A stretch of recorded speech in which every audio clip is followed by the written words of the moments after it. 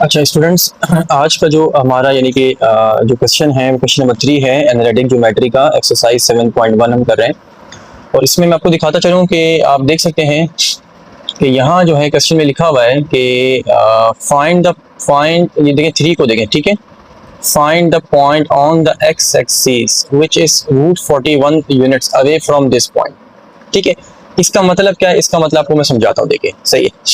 सबसे पहले आपने क्या करना है, देखें आपने एक्सिस बना लेना है, यानी कि आपने अपने पास एक्स एक्सिस वाई एक्सिस आपने बना लिया, क्रिएट कर लिया, ठीक है। अब ये कह रहा है कि एक लाइन है जो कि यानी कि ना एक्स एक्सिस से कट होते हुए जा रही है। अब जाहिर सी बात है, आपको पता है कि अगर जब भी कोई लाइन एक्स एक्सिस से कट होती है तो उस पॉइंट की जो वाई वाली वैल्यू होती है वो क्या हो जाती है? 0 हो जाती है और एक्स एक्स ही रहता है। तो आपने इसको एक नाम दे देना ए पॉइंट। और इस सवाल में दूसरा पॉइंट है उसको आप नाम दे दें बी, जो कि क्या है आपके पास -7 5। तो -7 और 5 आपने ये रख दिया।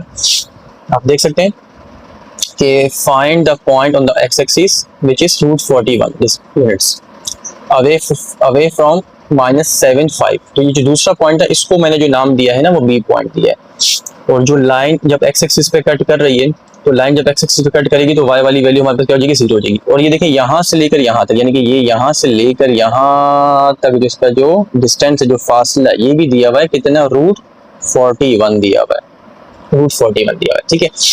तब हमने करना क्या, इस कंडीशन के मुताबिक हमें ये ए पॉइंट जो फाइंड करना है, यानी कि इसके अंदर एक्स जो है एब्सिसा जो हमें पता नहीं, ये हमें फाइंड करना है। तो उसको फाइंड करने क्या करेंगे, देखिए डिस्टेंस हमें दिया हुआ है तो हम डिस्टेंस का फॉर्मूला यहाँ पर अप्लाई करेंगे, लगाएंगे। डिस्टेंस का फॉर्मूला हमें पता है कि भाई x2 - x1 whole square plus y2 - y1 whole square, ये हमारा फॉर्मूला है, ठीक है। डिस्टेंस हमारे पास यहाँ पर कितना था सवाल में? 41, √41, तो मैंने √41 लगा दिया। और बाकी हमने क्या करनी है, एक वैल्यूज पुट करनी है। तो देखिए ये हमारे पास जो वैल्यू है क्या है? x1 y1, और ये दूसरे पॉइंट की जो वैल्यू है क्या है? x2 y2, और यही हमने इस फॉर्मूले के अंदर रिप्लेस करनी है। x2 हमारे पास क्या है? -7, x1 हमारे पास क्या है यहाँ पर? x, तो ये हमारे पास होल स्क्वायर बन गया। y2 हमारे पास यहाँ पर क्या है? 5, और y1 हमारे पास यहाँ पर क्या है? 0, तो ये देखिए हमारे पास ये whole square as it is. इसको सिंप्लीफाई कर लेते हैं। 41 रूट आपका एज इट इज माइनस का 7 माइनस का x होल स्क्वायर प्लस 5 का ये होल स्क्वायर बन जाएगा। √41 इज इक्वल टू √-7 माइनस का x होल स्क्वायर, इसको भी एज इट इज रखेंगे। 5 का स्क्वायर 25, ठीक है। अब हम क्या करेंगे, इन दोनों जगह का रूट हमने कैंसिल करना, हटाना है, तो हम यहाँ लिखेंगे स्क्वायरिंग ऑन बोथ साइड। जब आप स्क्वायरिंग करेंगे √41 के ऊपर इस तरह से स्क्वायर आ जाएगा, और यहाँ पर भी आपके पास इस रूट के ऊपर क्या आ जाएगा? स्क्वायर आ जाएगा। तो माइनस का 7 माइनस का x होल स्क्वायर प्लस का 25, ये एज इट इज लिखा हुआ है। ये स्क्वायर रूट क्या हो गया हमारा? ये कैंसिल हो गया, ठीक है। अब हमने क्या करना है कि जो बाकी जो वैल्यूज हमारे रिमेनिंग बची हुई है उनको लिख लेते हैं। 41 माइनस का 7 माइनस का x होल स्क्वायर प्लस का 25 को लेफ्ट साइड पे शिफ्ट कर दें तो माइनस का बन जाएगा ये, तो माइनस का 7 माइनस का x होल स्क्वायर, ये एज इट इज। 41 में से 25 निकालेंगे तो 16 बचेगा, माइनस का 7 माइनस का x ये होल स्क्वायर। अब आप ये करेंगे, इस वाली वैल्यू को लेफ्ट साइड पे लिखें, माइनस का 7 माइनस का x होल स्क्वायर, और 16 को राइट साइड पे लिखते हैं। अब यहाँ से हम क्या करेंगे, स्क्वायर को हटाएंगे। स्क्वायर को हटाने के लिए क्या लिखेंगे हम? Taking under root on both side, ठीक है। तो आप देखें -7 माइनस x होल स्क्वायर था, इसके ऊपर आपका रूट आ गया, और राइट साइड जब हम रूट लगाते हैं तो प्लस माइनस के साथ रूट आता है। फिर अब देखें यहाँ पर हमने क्या किया, ये स्क्वायर रूट कैंसिल हो गया, तो माइनस का 7 माइनस का x is equal two plus minus, और रूट में से 16 निकालेंगे तो क्या बचेगा? 4। अब हमने क्या करना है, यहाँ पर ये -7 माइनस x के साथ 4 पॉजिटिव को अलग ले लेना है और नेगेटिव को अलग। तो इसको हम यहाँ पर एक साइड पे यहाँ पर कर लेते हैं। तो पहले मैंने क्या लिया, माइनस का 7 माइनस का x, 4 को मैं पहले ले रहा हूँ, ठीक है, प्लस 4 को मैं लेता हूँ। तो ये x राइट साइड पे शिफ्ट कर दें, 4 को यहाँ पर कर दें, तो माइनस का 7 माइनस का 4 इज इक्वल टू x, और x is equal to minus का 11 आपके पास आ गया। अब आपके पास जो पॉइंट था जिसको आपने फाइंड करना था वो a जो था आपके पास क्या था? x,0 था। तो इस लिहाज से आपके पास क्या बन रहा है? माइनस का 11,0। तो ये एक पॉइंट तो हमारे पास ये आ गया। दूसरी सिचुएशन क्या थी हमारे पास कि माइनस वाली वैल्यू, यानी कि -7 माइनस x, और ये -4 भी हमें लेना था। तो यहाँ पर लेफ्ट साइड पे कन्वर्ट करें इसको, -7 प्लस 4, और ये x उधर जाएगा तो प्लस का हो जाएगा, तो x की वैल्यू क्या आ रही है? माइनस का 3। इस लिहाज से जो a पॉइंट हमारे पास x और 0 था वो बन जाएगा हमारे पास क्या? -3,0। और यही हमारे पास जो है दोनों, यानी कि एक ये वाला -11 0 और एक ये वाला, ये इसका आंसर है। अब हमारे पास जो है क्वेश्चन नंबर 4 आ रहा है, और क्वेश्चन नंबर 4 में देखिए क्या आपको कह रहा है कि if A B C is a triangle whose vertices A B C, ठीक है, हमें एक ट्राइंगल दिया हुआ है जिसके वर्टिसेस कौन है, यानी कि इसके कॉर्नर जो ए बी सी पॉइंट हमें दिया है। कह रहे हैं give the most specific name of this triangle, यानी कि हमें ये बताना है कि इस ट्राइंगल का जो नाम है वो क्या है, हमें ये पहले फाइंड करना है। तो सबसे पहले हम क्या करेंगे, अपने पास से एक एनालिसिस कर लेते हैं कि एक ट्राइंगल हमारे पास होगा और वो कुछ इस तरह से हम अज्यूम कर लेते हैं, क्योंकि एनालिटिकल ज्योमेट्री है तो इसको हम एनालिसिस के बेस पर ही करेंगे। तो ए पॉइंट हम यहाँ पर लिख लेते हैं, बी पॉइंट हम अपने पास यहाँ पर बना लेते हैं, सी पॉइंट हम इसको अपने पास यहाँ बना लेते हैं, ठीक है। और उनकी जो वर्टिसेस वगैरह है बेसिकली क्या है हमारे पास, जो पहला पॉइंट है हमारे पास -3 3 है, दूसरा पॉइंट जो हमारे पास है वो है बी जो है वो 2 और 6 दिया हुआ है, और तीसरा जो दिया हुआ है 3 और 0 दिया हुआ है, ठीक है। तो ये हमारे पास पॉइंट है ए बी सी के। तो हम सबसे पहले क्या करेंगे, देखें ए से लेकर बी तक की लेंथ फाइंड करते हैं, फिर बी से सी तक का, फिर ए से लेकर सी तक का। जब हम तीनों डिस्टेंस फाइंड कर लेंगे उसके बाद हमें पता चलेगा कि सिचुएशन बेसिकली हमें इस ट्रायंगल को क्या नाम देना चाहिए। तो हम यहाँ लिख लेते हैं सबसे पहले कि भाई हम जो है फाइंड करें टू फाइंड, यानी कि ए से लेकर बी तक लाइन का डिस्टेंस। सही, ये जो लाइन लगाई ये मैग्नीट्यूड कहलाता है, डिस्टेंस कहलाता है। तो मैंने क्या यहाँ पर लिख दिया। अब मैं अपने पास यहाँ पर ए और बी अपनी आसानी के लिए यहाँ लिख दूंगा -3 और 3 और 2 और 6, ठीक है। इसको आप नाम देते हैं x1 y1 और इसको नाम देते हैं आप x2 y2, ठीक है। फिर इसके बाद आप देखें कि इसको थोड़ा सा बीच में मार्जिन लगा लेते हैं ताकि हमारे इजी हो जाए।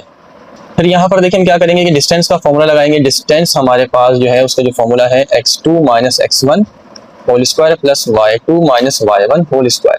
अब डिस्टेंस जो हम जिसका निकाल रहे हैं वो ए बी लाइन का है, तो हम यहाँ लिखेंगे ए बी, सही, इज इक्वल टू x2 हमारे पास क्या वैल्यू है 2, x1 हमारे पास है -3, तो ये प्लस बन जाएगा।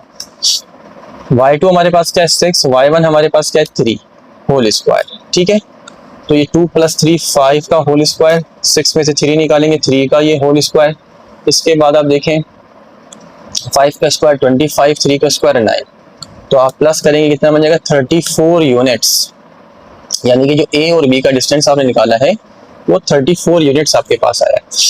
हम इसी तरीके से यहाँ लिख लें कि अब हम जो है डिस्टेंस फाइंड करने जा रहे हैं to find distance B C, यानी कि बी और सी लाइन का, ठीक है। यानी कि आप यहाँ देखें अब हमने पहले ए से लेकर बी तक का डिस्टेंस फाइंड कर लिया, अब हम बी से सी तक की लाइन का डिस्टेंस फाइंड कर रहे हैं, ठीक है।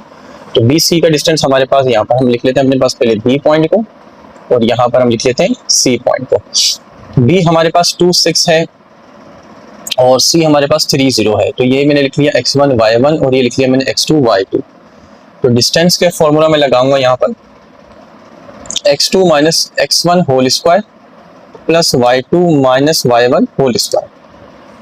तो क्या सिचुएशन आ रही है, बी सी लाइन का डिस्टेंस फाइंड कर रहे हैं और x2 हमारे पास यहाँ पर 3 है, x1 हमारे पास यहाँ पर 2 है, y2 मेरे पास 0 है, y1 मेरे पास यहाँ 6 है। अब यहाँ देखें आप 3 में से जब आप 2 निकालेंगे तो आपके पास क्या बचेगा 1 का होल स्क्वायर और ये -6 का होल स्क्वायर, ठीक है।